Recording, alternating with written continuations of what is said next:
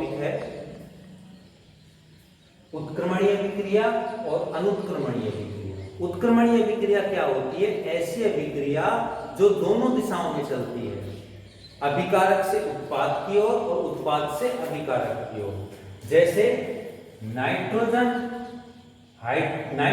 और हाइड्रोजन क्रिया करके NH3 बनाते हैं और NH3 टूटकर पुनः N2 और H2 बनाते हैं। अर्थात यह अभिक्रिया इस ओर भी चल रही है और वापिस इस दिशा में भी चल रही है।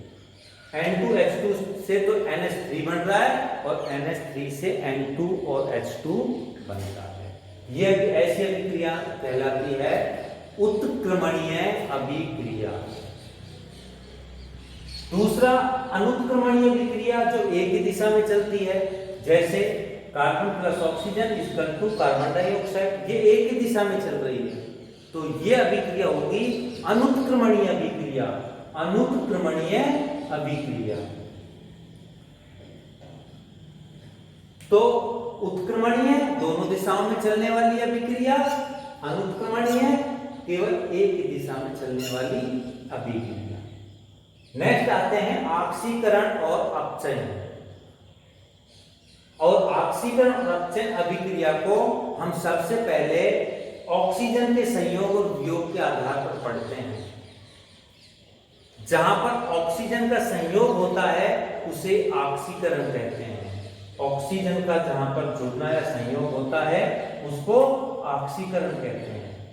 जैसे Mg+O2, यहां पर मैग्नीशियम में ऑक्सीजन जुड़ रहा है और MgO मैग्नीशियम ऑक्साइड का निर्माण, तो यहां पर ऑक्सीजन जुड़ा, ऑक्सीजन के जुड़ने का मतलब ऑक्सीकरण।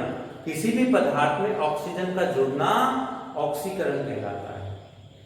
दूसरा अपचयन, किसी पदार्थ से ऑक्सीजन का निकलना अपचयन कहलाएगा। जैसे MgO टूटकर Mg+O2, अर्थात यहां पर ऑक्सीजन का निष्कासन होगा, तो ऑक्सीजन का जुड़ना ऑक्सीकरण, ऑक्सीजन का निकलना अपचयन।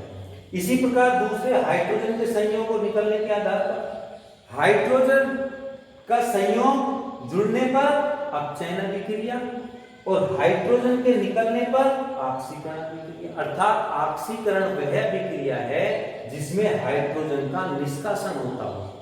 यहाँ पर H2S से हाइड्रोजन निकलकर H2O बना रहा है, ऑक्सीजन से जुड़ रहा है, तो यहाँ पर हाइड्रोजन का क्या हो रहा है? निष्कासन हो रहा है। अर्थात जहां पर हाइड्रोजन का निष्कासन हो वह अभिक्रिया कहलाएगी ऑक्सीकरण अभिक्रिया। और अपचयन और हाइड्रोजन का जुड़ना, यहां पर देखिए हाइड्रोजन के साथ Cl2 जुड़कर HCl का निर्माण हो रहा है, यहां पर हाइड्रोजन जुड़ रहा है, तो हाइड्रोजन का जुड़ना अपचयन कहलाता है।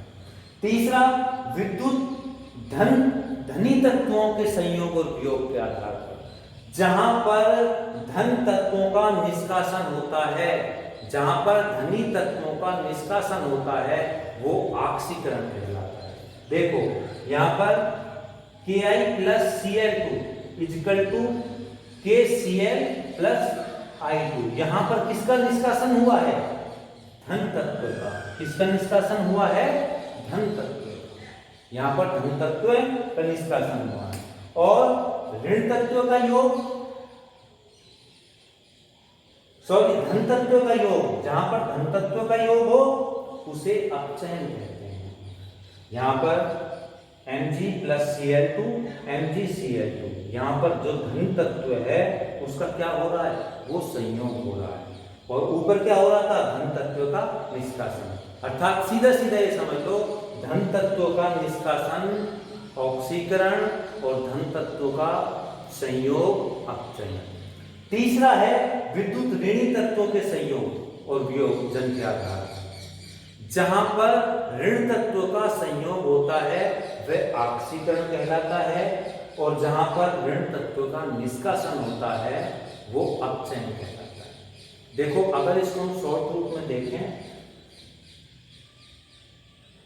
तो ऑक्सीकरण ऑक्सीजन के आधार पर ऑक्सीजन का जुड़ना ऑक्सीकरण, ऑक्सीजन का निकलना अपचयन अपचयन। इसी प्रकार हाइड्रोजन का निकलना ऑक्सीकरण और हाइड्रोजन का जुड़ना अपचयन।